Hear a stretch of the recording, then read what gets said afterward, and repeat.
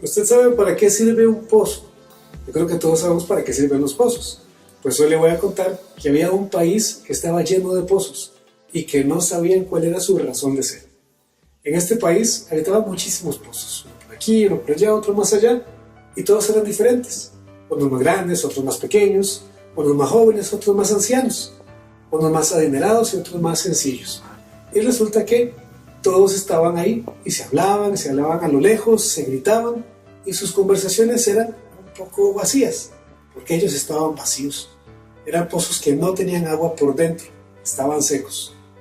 Usted sabe que los pozos están en el nivel de la tierra y tienen un hueco, ¿verdad?, por el que llega hasta el agua. Y tiene una parte superficial.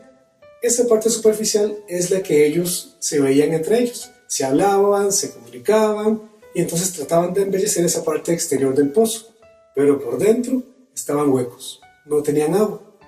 Entonces pensaban que lo más importante era esa parte superficial. Se arreglaban, se ponían bonitos, se pintaban, se trataban de colocar algún adorno. Y además de eso, sentían que siempre estaban vacíos, porque esa parte de adentro siempre estaba sin agua, vacía. Y trataron de llenar ese vacío con algunas cosas.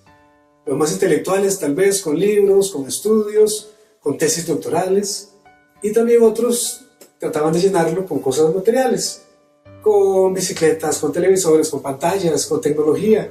Otros tal vez con enseres para el hogar. Otros trataban de acumular un montón de cosas para comer y llenaban el pozo para ver cómo hacían para sentirse llenos. Pero esas cosas no podían llenar todas las partes del pozo, porque no había nada que pudiera llenar todo ese espacio que tenían por dentro. Algunos trataron de excavar y hacerse más anchos para poder tener más, y lo que hacían era tener más vacío todavía.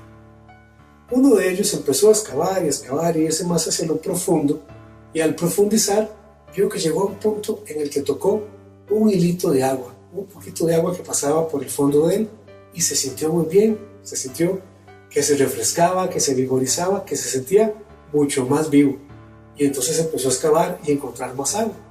Estaba con tantas ganas de profundizar y de excavar más allá, que sacó las cosas que tenía para poder moverse con libertad, y ya así, vacío, pudo excavar y llegó un gran caudal de agua que lo empezó a llenar, y entonces se llenaba cada centímetro cuadrado de ese vacío que tenía, empezó a llenarse completamente de agua. Se sentía vivo, se sentía lleno, se sentía que se refrescaba, que estaba mucho más vital. Se llenó hasta arriba de agua, hasta la parte exterior, y empezó a compartirla y a sacarla. Empezó a compartirla con los que estaban afuera, y hasta empezó a llenarse de flores, empezó a llenarse de vegetación, se puso mucho más fresco, mucho más lleno de vida. Y los demás lo notaron, y le preguntaron qué había hecho. Él les contó, y entonces los demás también empezaron a cavar para buscar agua. Algunos lo encontraron y lograron llenarse también de agua.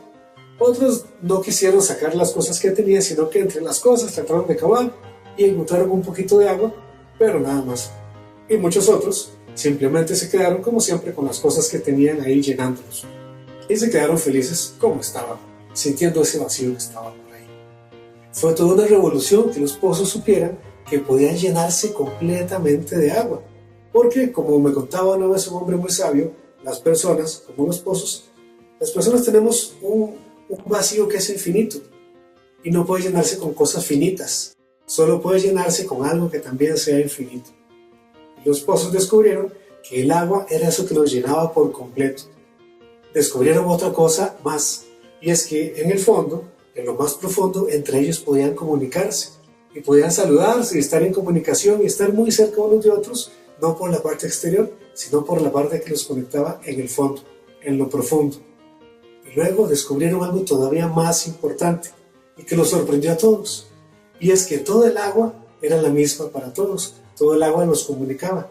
Y toda esa agua venía de un mismo lugar allá atrás en una gran montaña que estaba ahí pacíficamente observándolos desde tiempos pasados, y todos los días los observaba.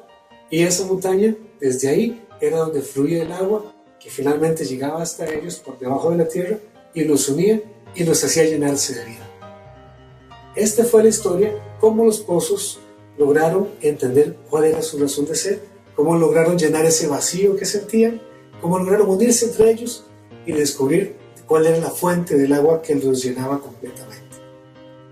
Para usted, ¿cuál es la fuente del agua? ¿Qué significa el agua? ¿Qué significan los pozos? ¿Qué significa esa montaña desde la que viene el agua? Mientras usted no resuelva estas preguntas, este cuento no se ha terminado. Soy Eric Vega y los espero con otro cuento en una próxima ocasión. Hasta la próxima.